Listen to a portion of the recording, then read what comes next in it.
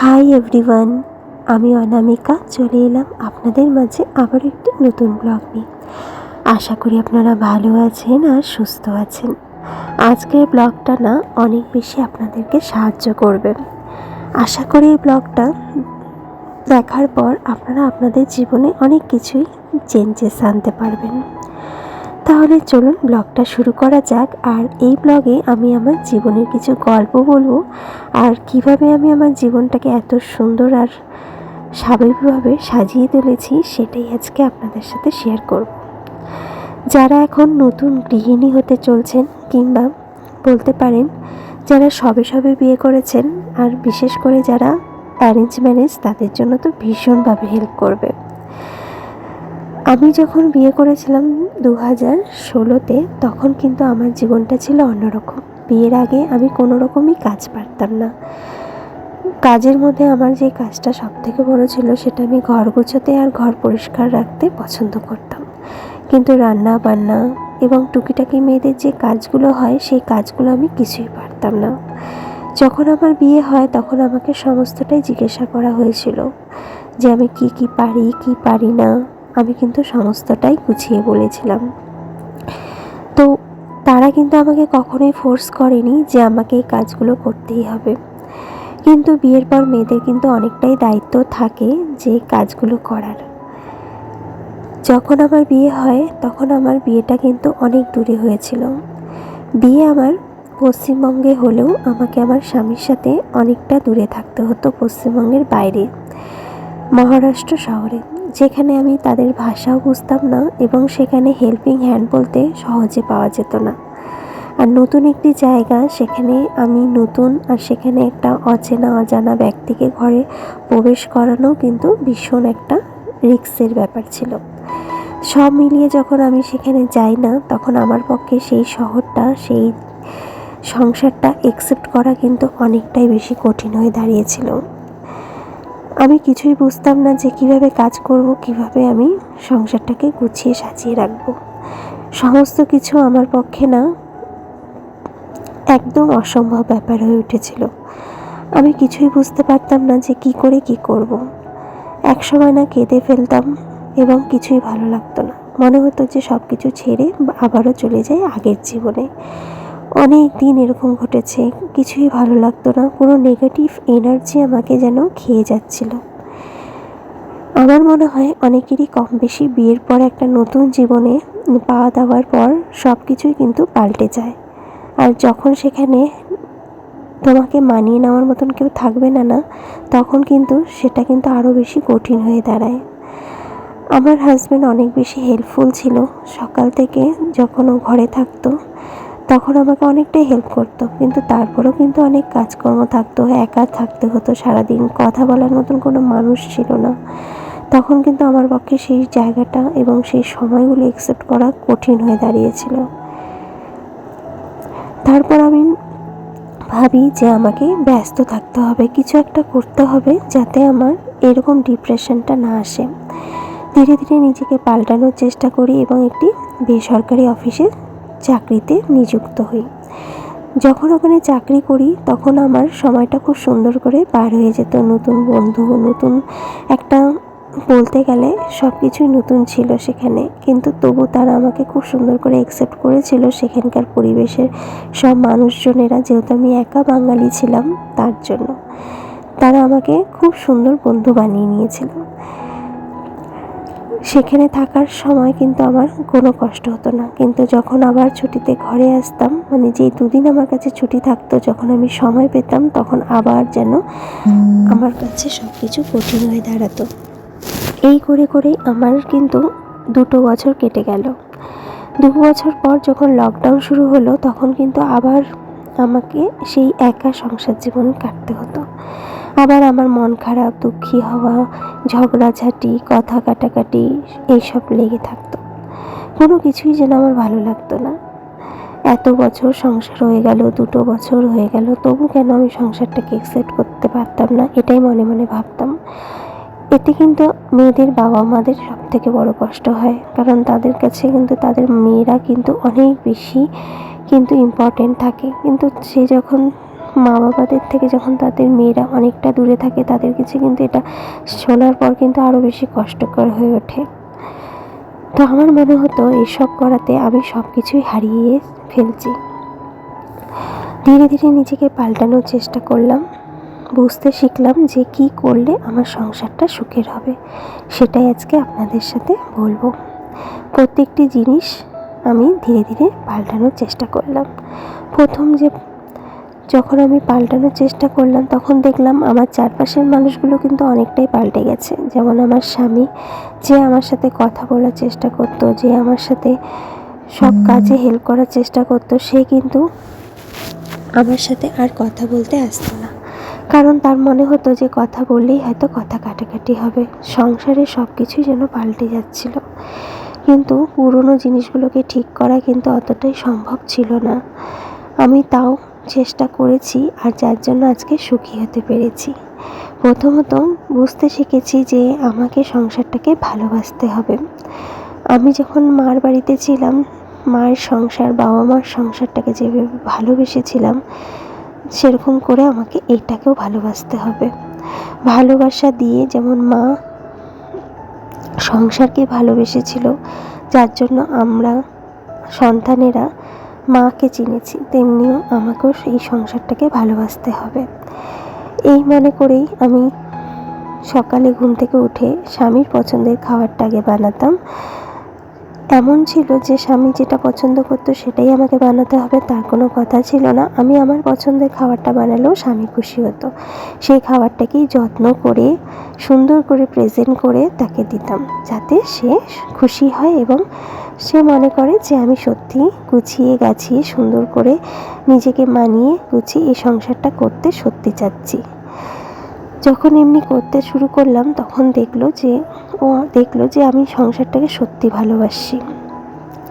সংসারের সমস্ত জিনিসপত্রকে না গুছিয়ে পরিষ্কার পরিচ্ছন্ন করে টিপটাপ করে রাখতে শুরু করলাম। এমন কোনো কথা আমি বলতাম না যে কথাতে আমাদের ঝগড়াঝাটি হবে। এমন কিছু কাজও করতাম না যে কাজগুলো করলে আমার সংসারের মানুষগুলো আমাকে পছন্দ করবে না। আমার স্বামী যেটা পছন্দ করতো সেই কাজটাই আমি করতে ভালোবাসতাম, এবং আমার শ্বশুরবাড়ির লোকরা যেখানে যেতে বারণ করতো সেই কাজগুলো আমি করতাম না।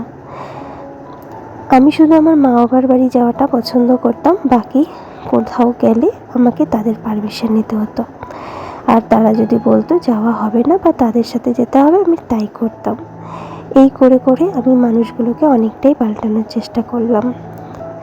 ধীরে ধীরে তারা আমাকে বুঝলো, আমার মধ্যেও ম্যাচুরিটি আসলো। সংসারের প্রত্যেকটি কোণা, প্রত্যেকটি জিনিসকে আমি গুছিয়ে সুন্দর করে পরিষ্কার পরিচ্ছন্ন টিপটাপ করে রাখতে শুরু করলাম। এবং সংসারের কোন জিনিসটা করা উচিত এবং কোন জিনিসটা করা উচিত না, প্রত্যেকটি মহিলারা কিন্তু ধীরে ধীরে সবই বুঝতে শিখে যায়। আমার সংসারে যে নিয়মগুলো ছিল সেই নিয়মগুলো আমাকে বুঝতে অনেকটাই সময় লেগেছিল, কিন্তু যখন সময়টা আসলো, অনেক দিন পর হলেও আমি সংসারটা কিন্তু ধরে নিয়েছিলাম। আমার সংসারটা যদি আমি না ধরি তাহলে কিন্তু সেটা কিন্তু খুবই একটা ঢিলা দড়ি, যেরকম আমরা টাইট করে রাখি, যদি আমরা সুতোটাকে টাইট না করতে পারি বা দড়িটাকে যদি টাইট না করতে পারি তাহলে কিন্তু খুব তাড়াতাড়ি কিন্তু ছিঁড়ে যাওয়ার ভয় থাকবে, আর তারপরে কিন্তু ফাটল ধরে সেই সংসারটাকে কিন্তু অন্য কেউ এসে ধরে নিতে পারে। যখন সেটা বুঝতে শিখলাম তখন আমি সংসারটাকে নিজের হাতে ধরলাম এবং গুছিয়ে টিপটাপ করে আমি সংসারটাকে করছি। এমন কোনো কথা যে কথাগুলো বললে স্বামীর মেজাজ খারাপ হবে এবং সেই কাজগুলো করলে আমার থেকে আমার প্রিয় মানুষগুলো দূরে হবে, সেই কাজগুলো একদমই করা বন্ধ করে দিলাম। যেই কাজগুলো করলে আমার মনে হবে যে আমার প্রিয় মানুষগুলো আমার থেকে দূরে সরে যাবে এবং যে আমার শত্রু রয়েছে তারা কিন্তু খুব সহজেই আমার প্রিয়জনকে আমার থেকে দূরে নিতে সক্ষম হবে শুধুমাত্র আমার জন্যই, সেই জিনিসগুলো আমি বুঝে সেই কাজগুলো আর করলামই না। এইভাবে করে করে আমি সংসারটাকে নিজের করলাম।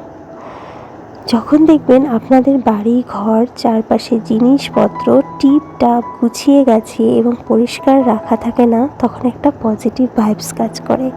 আপনার স্বামী আপনার হাতে থাকবে এবং আপনার ঘরেই কিন্তু থাকবে। কিন্তু আপনি যদি আপনার চারপাশটাকে অপরিচ্ছন্ন এবং নোংরা করে রাখেন, কোথাও গুছিয়ে গাছিয়ে না রাখেন, তাহলে দেখবেন বাড়ির কিন্তু পুরুষদের মন বাইরে চলে যায় এবং তারা কিন্তু ঘরে থাকতে একদম পছন্দ করে না। কিন্তু আপনি যদি ঘরটাকে সুন্দর করে পরিপাটি করে গুছিয়ে এবং খাবার দাবার বানিয়ে টিপটাপ করে প্রেজেন্ট করবেন, দেখবেন আপনার স্বামী কিন্তু সেই সংসারটাকেও আপনার মতন করে ভালোবাসবে। আমি কিন্তু আমার প্রত্যেকটি জিনিসকে গুছিয়ে পরিষ্কার রাখতে ভালোবাসি। আমার মনে হয় যে আমাদের স্বামীরা যে আয় করে, যে জিনিসগুলো আমাদেরকে আমাদের দায়িত্বে দিয়েছে, সেই জিনিসগুলো যদি আমরা টিপটাপ করে গুছিয়ে রাখি না, তাহলে পরের বার যখন আমরা সেই যে কোনো জিনিস আমাদের শখের আমরা চাবো না, সে কিন্তু খুব তাড়াতাড়ি এনে দেবে। কিন্তু আমরা যদি সেই জিনিসগুলোকে গুছিয়ে ঠিকঠাক না রাখতে পারি, তখন কিন্তু আমাদেরকে পরে এটাই বলবে যে তোমাকে তো এর আগেও কত কিছু কিনে দিয়েছি, তুমি তো কোনো জিনিসই ঠিক রাখতে পারো না, আমার আর ইচ্ছে নেই যে তোমাকে এটা কিনে দেব। কিন্তু আপনি যদি সেই জিনিসটাকে গুছিয়ে পরিপাটি করে রাখেন না, তাহলে দেখবেন তার মধ্যে কিন্তু সেই এনার্জিটা কাজ করবে সেই জিনিসটা দেওয়ার। কিন্তু যে জিনিসগুলো আপনি যদি নষ্ট করে ফেলেন, তাহলে কিন্তু আর সেটা একদমই দেওয়া পছন্দ করবে না। এইসব তো আছেই, সাথে কিন্তু অবশ্যই নিজের যত্ন করবেন। প্রচুর পরিমাণে জল খাবেন, নিজের স্কিন কেয়ার করবেন, নিজেকে ভালোবাসবেন, নিজেকে সময় দেবেন। অবসর সময় হলে একটু গান শুনবেন, নিজের সন্তানদের খেয়াল রাখবেন, তাহলেই দেখবেন আপনার স্বামী আপনাকে অনেক বেশি ভালোবাসবে। স্বামীর মন পাওয়ার জন্য আরেকটি জিনিস অবশ্যই করা উচিত, সেটা হচ্ছে স্বামীর পরিবারকে ভালোবাসা। আমরা যতই স্বামীর পরিবার থেকে দূরে থাকি না কেন, প্রতিদিন একবার করে হলেও তাদের সাথে যোগাযোগ রাখবেন, কথা বলবেন এবং শ্বশুর শাশুড়ির সবসময় নেগেটিভ জিনিসগুলো ভেবে নিজেকেও কষ্ট না দিয়ে বা নিজের স্বামীকে কষ্ট না দিয়ে আর সবসময় সেগুলো দিয়ে খোঁটা না দিয়ে, আমার মনে হয় সেগুলো ইগনোর করে চলাটাই ভালো। নিজের মা বাবা ছাড়া এই পৃথিবীতে তো আপনি কাউকে কিন্তু নিজের পাবেন না, আর নিজের করাটা উচিত না। যেই সম্পর্কগুলো যেখানে আছে, আমার মনে হয় সেখানে থাকাটাই ভালো। সব কিছুকে গুলিয়ে রাখাটা, গুলিয়ে সব কিছু এক করাটা আমার মনে হয় ঠিক না। আর আমি মনে করি আমার আর আমার শাশুড়ির যে সম্পর্কটা, সেটা শাশুড়ির মধ্যেই থাকুক, বউয়ের সম্পর্ক বউয়ের মধ্যেই থাকুক। শাশুড়ি কখনো মা হতে পারে না, আর মেয়ে কখনো বউ হতে পারে না, আবার বউ কখনো মেয়ে হতে পারে না। তাই যেখানে যে সম্পর্কটা আছে না, সেটা সেখানেই রাখা ভালো।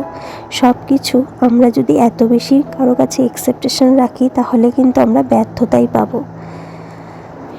তাই আমি মনে করি যে যতটা সুখী হওয়ার জন্য আমাদের দরকার, ততটা পেলেই যথেষ্ট, শুধু আমরা ভালো থাকি। আমি প্রতিদিন নিজের যত্নটা করার জন্য শুধুমাত্র 1 চামচ আটা নিয়ে নিলাম, তার মধ্যে একটু জল মিলিয়ে নিলাম, নিয়ে আমি প্রতিদিন এরকম করে স্নানের আগে পুরো ফেসে লাগিয়ে ফেস ওয়াশের কাজ করি। এতে আমার ফেস ওয়াশটা অনেক বেশি কম ব্যবহার হয় আর স্কিনটা কিন্তু অনেক বেশি নারিশিং হয়। এইভাবে করে নিজের যত্ন করা এবং নিজের প্রতি কেয়ার রাখা কিন্তু অবশ্যই দরকার। শুধু সংসারকে ভালোবাসলে হবে না, একটা মহিলাকে কিন্তু নিজেরও যত্ন নিতে হবে।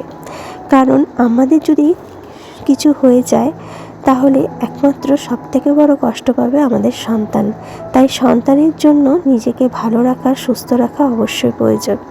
প্রতিদিন কিন্তু ঘরে পুজো পাঠ, যেই দেবতাকে ভালোবাসেন না কেন, যে ধর্মেই আছেন না কেন, সেই ধর্মকে কিন্তু একবার করে হলেও সারাদিনে কিন্তু সেই ধর্মের ভগবানকে ডাকা কিন্তু অবশ্যই প্রয়োজন।